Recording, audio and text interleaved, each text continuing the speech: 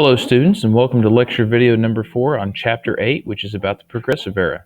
We're starting off today talking about the struggle against discrimination, and we're talking about discrimination against several different types of groups that occurred in this country during this time. We're first going to talk about immigrants. Immigrants were often Americanized when they came over here. In other words, they were taught to adopt our culture, as in our dress and our diet. They were also persecuted. As we've talked about earlier, the Asian Americans were greatly persecuted because they were so much different than us, and also because they were taking low-skilled, low-paying jobs.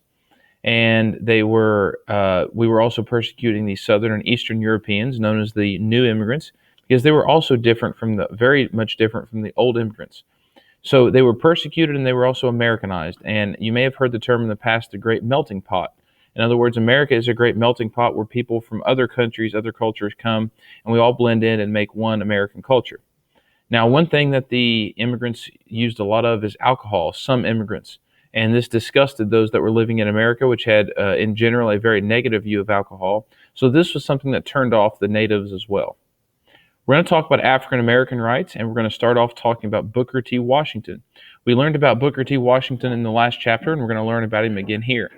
He lived from 1856 to 1915, and during his time was the nation's most popular civil rights leader.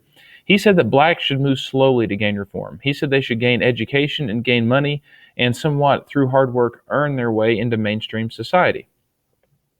W.E.B. Du Bois differed very much so. Du Bois was born a little bit later. He lived from 1868 to 1963.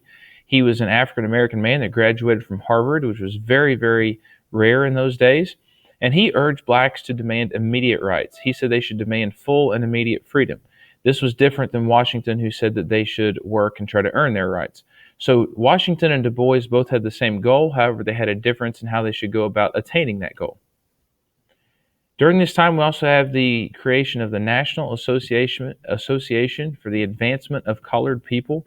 This is known as the NAACP. NAACP. They worked to educate blacks so that blacks could help themselves, and they are still around today. We had also the Urban League. It was a league formed to help black urban workers. This was somewhat similar to the NAACP. And moving away from that, we are going to talk about the Square Deal and Teddy Roosevelt. Now, this is one of my personal favorite characters in American history because he was such an accomplished man. He was such a patriotic man, and he believed in hard work and earning his way. And it is fascinating. His story is absolutely fascinating. He lived from 1858 to 1919. He was the 26th president of the United States. He graduated from Harvard with honors in 1880. He served in the New York State Assembly for 3 years. That's the state government of New York. He was then New York City Police Commissioner for 3 years. And while he was police commissioner, he became famous for being very, very tough on crime and criminals and really cleaning up the city of New York. He then became the Assistant Secretary of the Navy. However, when the Spanish-American War broke out, he resigned from his post to personally recruit and lead a group of soldiers in Cuba during this war. This group of college athletes, miners, ex-soldiers, and cowboys became known as the Rough Riders.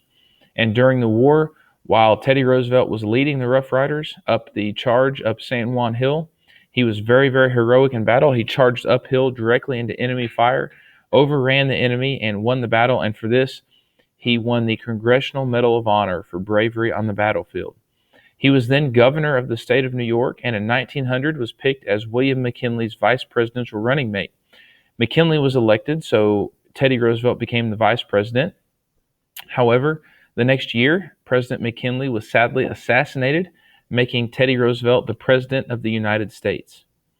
Now, President Roosevelt's plan for America, he named the Square Deal. It was his legislative agenda, or his list of things that he wanted to get done. And he named it and kind of packaged it to sell it to the American people and make it become popular. The goal of the Square Deal was to keep the wealthy and powerful from taking advantage of the poor working class man. Now remember, Teddy Roosevelt is a progressive, and this is a very progressive idea, protecting the working class and the poor from being taken advantage of by big businesses and by government in this country. We're going to talk about a couple of acts that were passed under Roosevelt. The first is the Hepburn Act. It gave government the authority to set and limit shipping costs. If you remember, we talked about in the last chapter that railroads were charging too much money to farmers and workers, and so therefore cutting into their profits and hurting them economically. Also, the Meat Inspection Act, and if you remember from last chapter as well, and from earlier this chapter, this was passed in response to Upton Sinclair's book, The Jungle. It said that federal agents could inspect meat that was sold across state lines. Now, they could only inspect meat sold across state lines because the Constitution gives the federal government authority to regulate interstate commerce, which means commerce between the states, but it could not inspect meat that was sold within one state. Thank you for watching video number 4.